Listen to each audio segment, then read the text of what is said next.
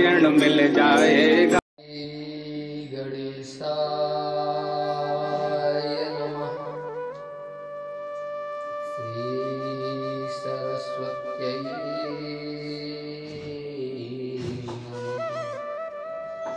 श्रीमद्कुञ्ज विहारिणे नमः। श्रीमद्गुरु चरणकमलेभ्यो नमः। ध्येयं सदा परिणवग्नमभीष्टदोहम् तीर्थास्पदं शिवविरञ्चिनुतं शरण्यं मृत्यार्तिहं प्रणतपालभवाब्धिपोतं वन्दे महापुरुषते चरणारविन्दम्। वन्दे महापुरुषते चरणारविन्दम्। वर्णानामर्थसङ्गानां रसानां छन्दसामपि मङ्गलानां च मङ्गलकारो वन्दे वाणी विनायको। अज्ञानतिमिरान्धस्य ज्ञानाञ्जनशलाकया चक्षुरुन्मीलितं येन तस्मै श्रीगुरुवे नमः। जय जय श्रीराधारमण जय जय नवलकिशोर जय गोपीचितचोर प्रभु जय जय माखन चोर। वृंदावन सोवन नहीं कि नंदगांव सो गाँव बंसी वट सो वट नहीं श्री कृष्ण नाम सो नाम। राधा मेरी स्वामिनी मैं राधे तेरुदास जन्म जन्म मोह दीजियो श्री वृंदावन को वास।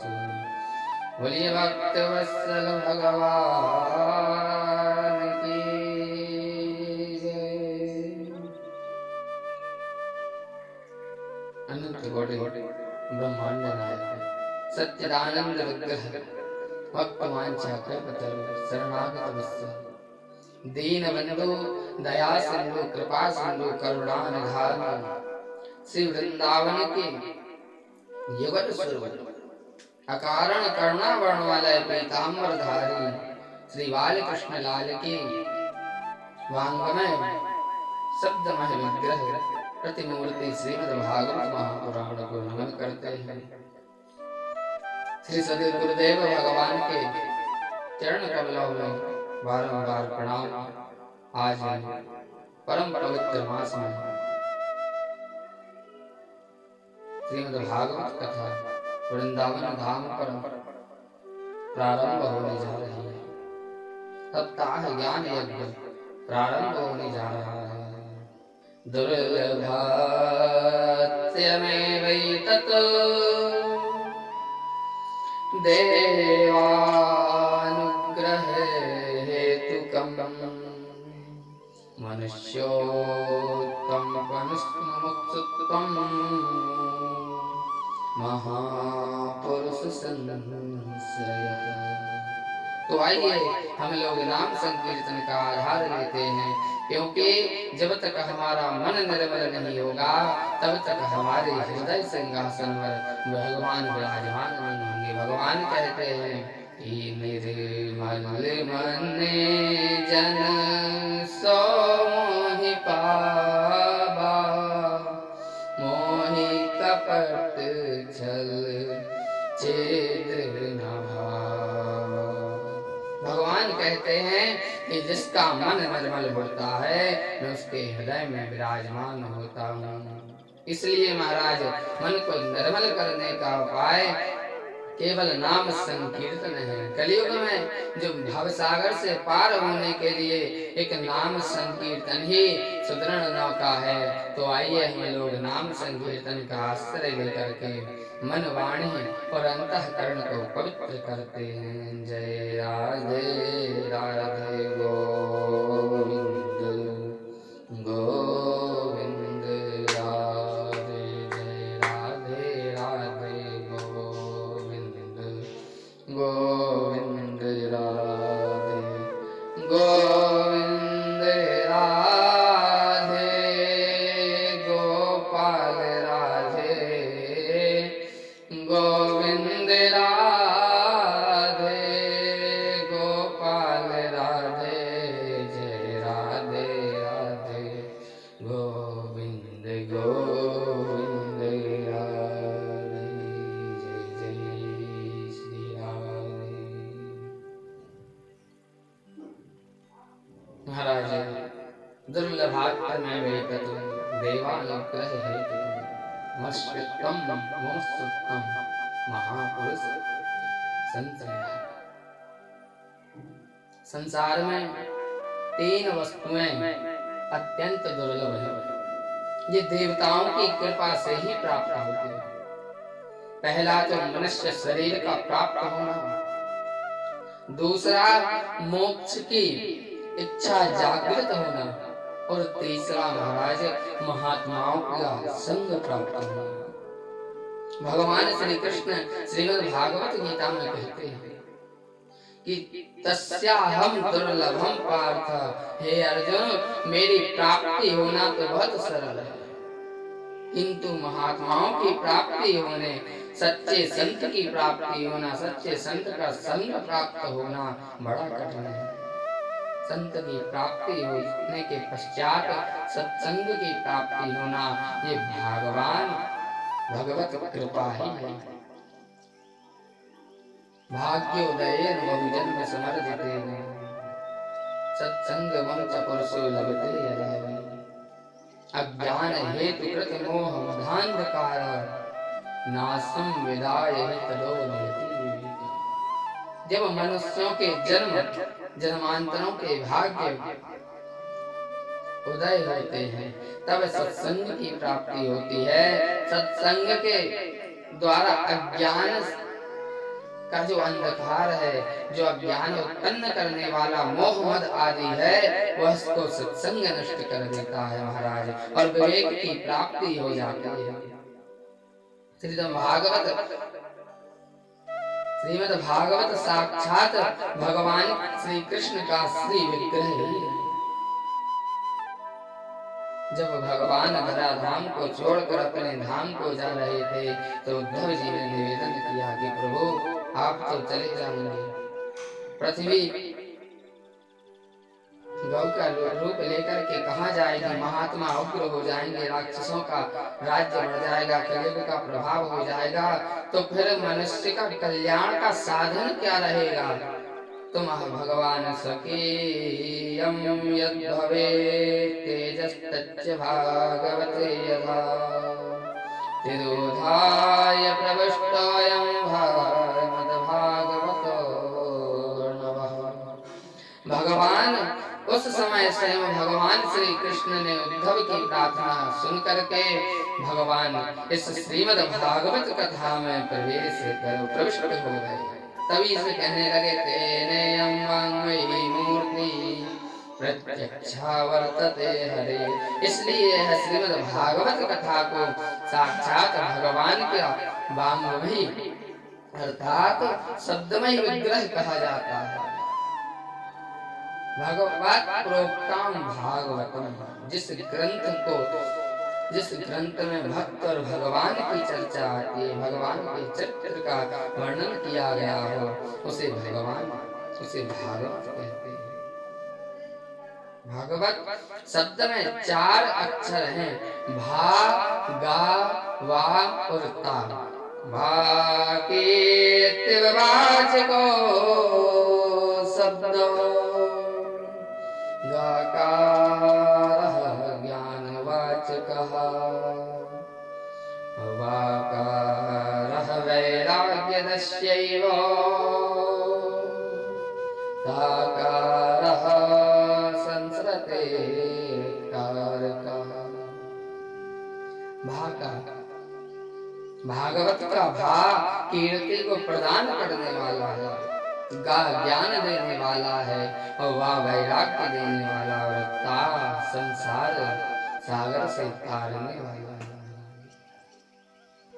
श्रीमद् भागवत के प्रारंभ में पद्म पुराण का महात्म्य दिया गया है।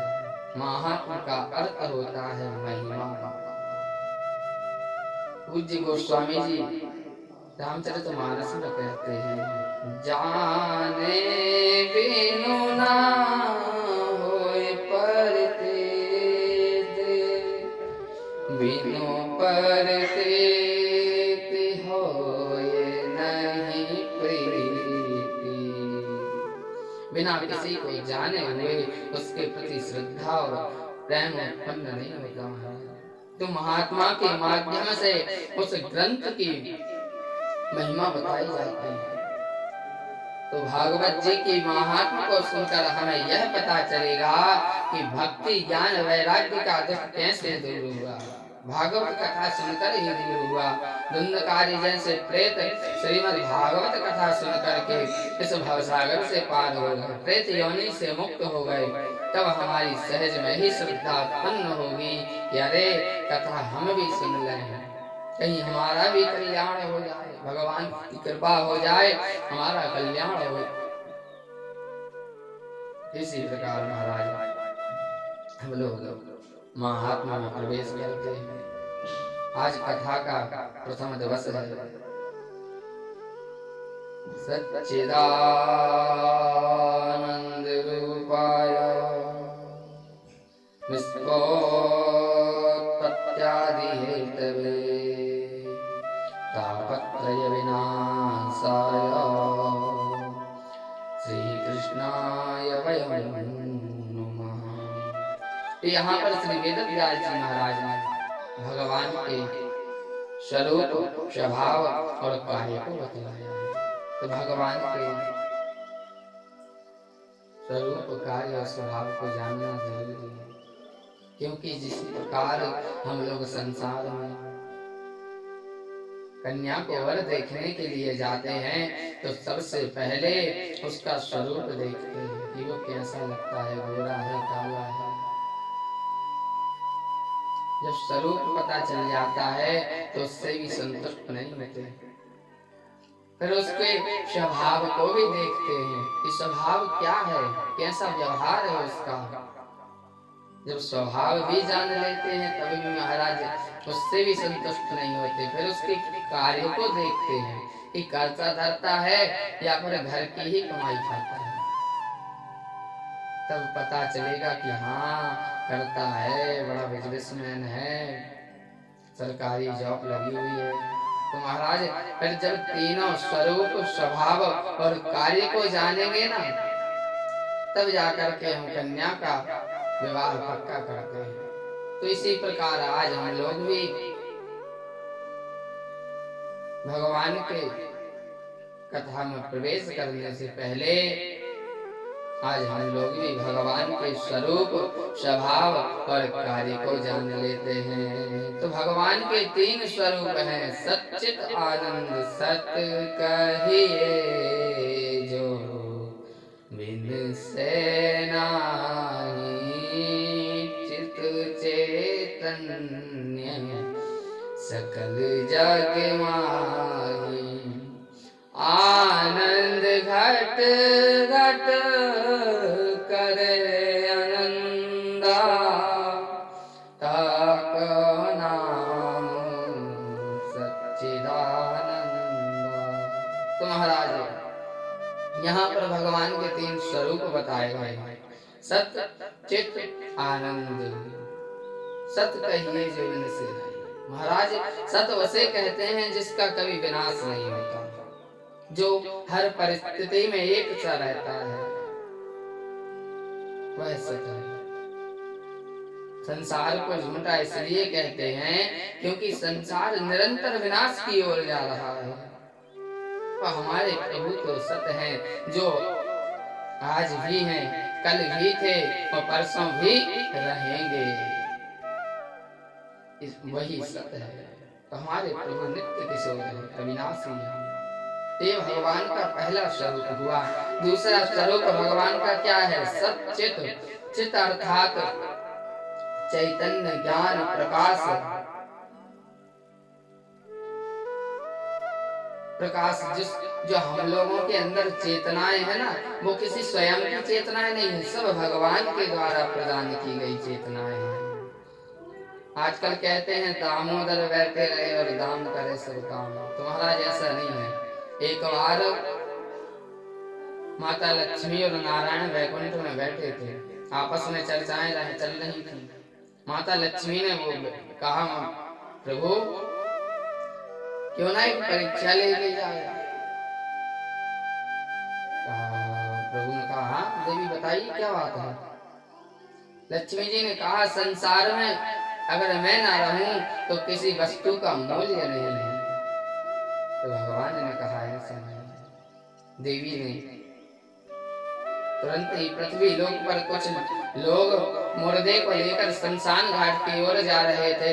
वहीं लक्ष्मी माता ने स्वर्ण और धन की वर्षा कर दी। सभी लोगों ने मुर्दा को फेंका, धन को संचित करने में लग गए। माता ने कहा, देखा प्रभु कैसे मुर्दे को फेंक करके सभी लोग धन को संग्रह करने में लग गए। अभी कह रहे थे राम नाम सत्य है, और आप मुर्दे को फेंक करके ही धन को देखने लग गए, धन एकत्रित करने लग गए। प्रभु ने कहा, देवी आपने यह नहीं देखा कि मुर्दा तो उठा ही नहीं है। तो देवी बोली, माता लक्ष्मी कहने लगे, प्रभु मुर्दा में तो चेतना नहीं है ना, उसमें ज्ञान प्रकाश है ही नहीं, वो तो मृत है। तो प्रभु बोले, देवी माता लक्ष्मी बात यही है कि जिस देह में मैं चेतना के रूप में विद्यमान हूँ वही आपका मूल्य है, अर्थात कहीं पर भी आपका मूल्य नहीं है। माता लक्ष्मी समझ गई। तो यही है भगवान का दूसरा स्वरूप, चित्त। तो जो हम लोगों में चेतना है, प्रकाश, ज्ञान है, ये खुद के नहीं है, सब भगवान के द्वारा प्रदान किया गया हुआ है। आज तो ये भगवान का दूसरा स्वरूप हुआ। अब भगवान का तीसरा स्वरूप है आनंद। तो आनंद की परिभाषा, आनंद की व्याख्या नारद भक्ति सूत्र में करते हैं, अनिर्वचनीय अनुभव रूपम। ये तो अनुभव का विषय है, ये मुंह का आस्वाद मत है। जिस प्रकार से देखिए किसी गूंगे व्यक्ति को यदि गुड़ खिला दिया जाए तो वह खा लेगा, स्वाद ले लेगा, किंतु आपको बता देगा कि गुड़ मीठा है कि कड़वा है, नहीं बता पाएगा। तो इसी प्रकार के मुंह का आस्वाद होता है। हमारे प्रभु तो आनंद सिंधु है। ये भगवान का दूसरा हुआ, तीसरा स्वरूप आनंद हुआ। और भगवान हमारे आनंद के सिंधु हैं। जो आनंद सिंधु सुख राशि सी करते त्रैलोक के सुपासी। उन्हीं आनंद सिंधु की एक बूंद से सारी सृष्टि आनंदित हो रही है। हम लोग सभी उसी आनंद से तो आनंद, ये आनंद ये नहीं है कि हमने रबड़ी खाई तो आनंद आया, आनंद ये नहीं। आनंद तो भगवान के चिंतन में है, भगवान की कथाओं में आनंद है। रोम रोम पुलकित हो जाता है महाराज। आजकल तो ये भी कह देते हैं कि हाँ किसी का नाम आनंद, तो जैसे वो आए थे, हाँ आनंद आया, आनंद आया। हमारा जैसा नहीं, आनंद तो परमात्मा के। इसी प्रकार अब भगवान का स्वभाव जान, कार्य जान लेते हैं कि भगवान करते क्या है।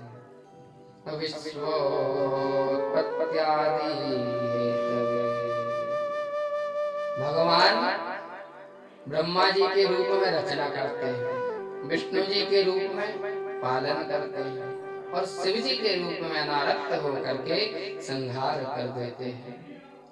यह भगवान का कार्य हुआ। अब भगवान का स्वभाव जान लेते हैं। तो महाराज तापत्रय विनाशाय श्री कृष्णाय वयं नमः। तापत्रय भगवान का स्वभाव बड़ा दिव्य है। असु स्वभाव कहूँ सुना न देखा। जो भगवान का आश्रय लेता है ना, ईमानदारी से चरणों का आश्रय ले ले, उसके तीनों तापों को भगवान नष्ट कर देते हैं। तीन ताप कौन कौन से हैं? दैहिक दैविक भौतिक ताप। दैहिक दैविक भौतिक ताप। राम राज नहीं काहुनि व्यापा। दैहिक दैविक भौतिक ताप। ताप तीन प्रकार के हैं, दैहिक, दैविक और भौतिक। तीन प्रकार के ताप। तो बताइए महाराज, आप लोग जानते हैं तीन प्रकार के कौन कौन से ताप हैं? पहला ताप है दैहिक, जो हमें देह से प्राप्त होता है, शरीर से प्राप्त होता है। वह हमें देह, जिस प्रकार से बुखार आदि आ जाता है, देह से ही तो पीड़ा है। दूसरा ताप है दैविक, जो हमें देवताओं से प्रदान होता है।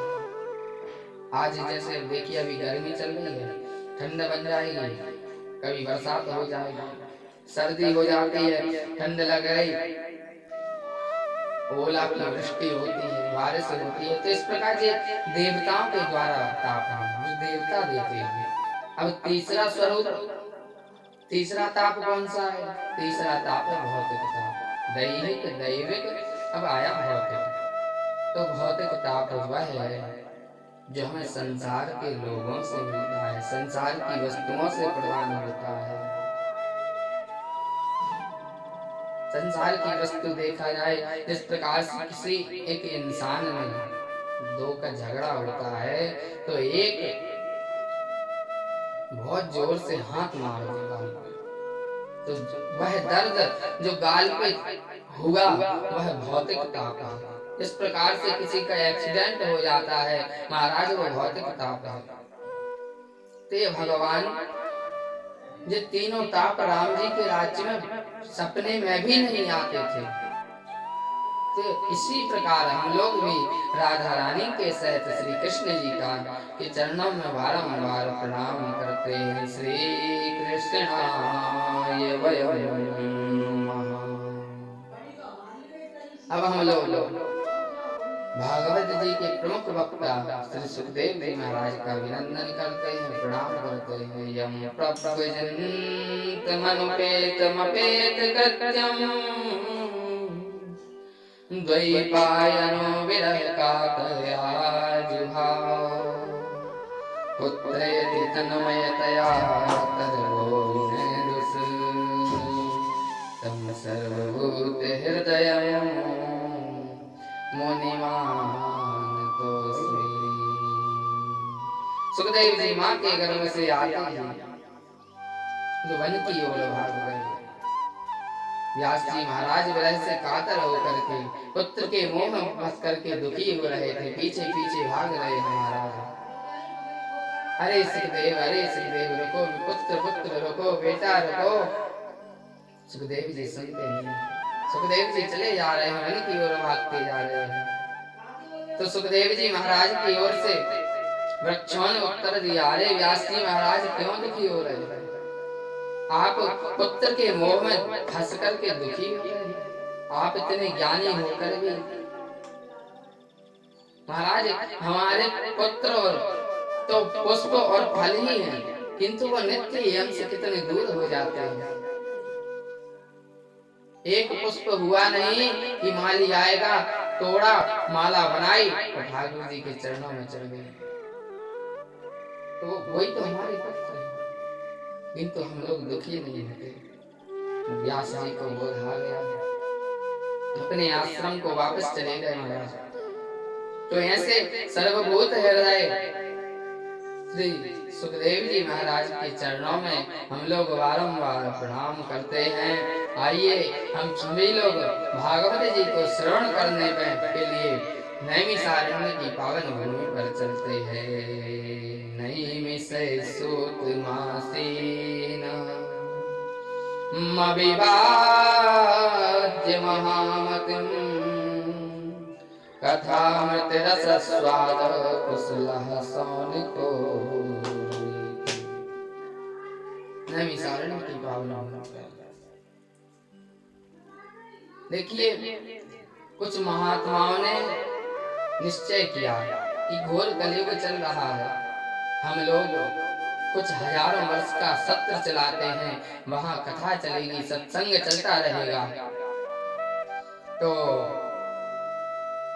वह ब्रह्मा जी के पास गए, हे ब्रह्मदेव, ऐसा कोई पवित्र स्थान बताइए जहाँ पर हम लोग हजारों वर्ष का सत्र चला प्रारंभ कर सके। ब्रह्मा जी ने चक्र छोड़ा और बोले, इसके पीछे पीछे जाओ, जहाँ चक्र की निमित्त अर्थात नौक पृथ्वी में प्रवेश कर जाए, वह पवित्र स्थान समझकर वहां पर प्रारंभ कर देना अपना सत्र। तो महाराज वह चक्र जाकर के उत्तर प्रदेश के सीतापुर जिले के नैमिषारण्य के वन में गया। सीतापुर जिले के वन में गया, जहाँ भी वह चक्र प्रवेश हुआ, तभी से उस स्थान का नाम नैमिषारण्य रखा गया। बोलिए नैमिषारण्य की जय। तो नैमिषारण्य की पावन भूमि पर श्री सूत जी महाराज व्यास आसन पर विराजमान हैं। श्री सौनक जी महाराज सौनक आदि 88,000 ऋषि श्रोताओं के रूप में विद्यमान हैं। सभी श्रोताओं का प्रतिनिधित्व करते हुए कथा अमृत पान करने में कुशल श्री सौनक जी महाराज ने सूत जी से प्रश्न किया। अज्ञानध्वांत विध्वंस कोटि सूर्य समप्रभा निर्विघ्नं कुरु मे देव सर्वकार्येषु सर्वदा। सौनक जी कहे, हे गुरुदेव, आपका जो ज्ञान है वह करोड़ों सूर्यों के समान है। बाहर के अंधकार को तो सूर्य नष्ट कर देता है, किंतु जो हृदय में अज्ञान रूपी अंधकार बना हुआ है, उसे तो गुरुदेव आपका उपदेश ही नष्ट कर सकता है। तो महाराज, हम लोगों ने जब तक यम की कथाएं तो बहुत सुनी है, किंतु अब हमें कथा का सार सुनना है, जो भक्ति ज्ञान वैराग्य को प्रदान बढ़ाए और महान विवेक की प्राप्ति हो। तो महान विवेक क्या है? भगवान शंकर कहते हैं माता पार्वती से, यो मां कहूं मैं अनुभव अपना सत हरि भजन जगत सब सपना। मेरा जीवन भर का अनुभव है, संपूर्ण जीवन का अनुभव है कि भगवान का भजन ही सत्य है और सारा संसार स्वप्न के समान है। सौनक जी कहे, महाराज, वैष्णव संत मोह माया से मुक्त होने के लिए क्या उपाय करते हैं और श्री कृष्ण की शाश्वत प्राप्ति कैसे होगी? जिन लोगों की मानवता चली गई हो, उनकी मानवता कैसे आएगी? क्योंकि आपको पर तो गुरुदेव की कृपा है महाराज। कहते हैं गुरु मेहरबान तो चेला पहलवान। गुरु का अर्थ क्या है?